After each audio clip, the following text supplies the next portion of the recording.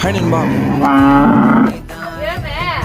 அட போங்க நண்பா, காலையிலேருந்து நாங்கள் வரலன்னு சொல்லிட்டு கோழி, ஆடு, பூனை, மாடுன்னு சொல்லி எல்லாமே கத்த ஆரம்பிச்சிருச்சு.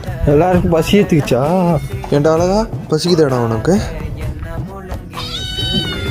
வா வா வா வா சீக்கிரமாக அந்த மாட்டுக்கு கொஞ்சம் தீவனம் போடுங்கப்பா. நான் அந்த ஆட்டுக்குட்டிக்கு என்ன ஆச்சுன்னு பார்க்குறேன். என்ன வேணும்?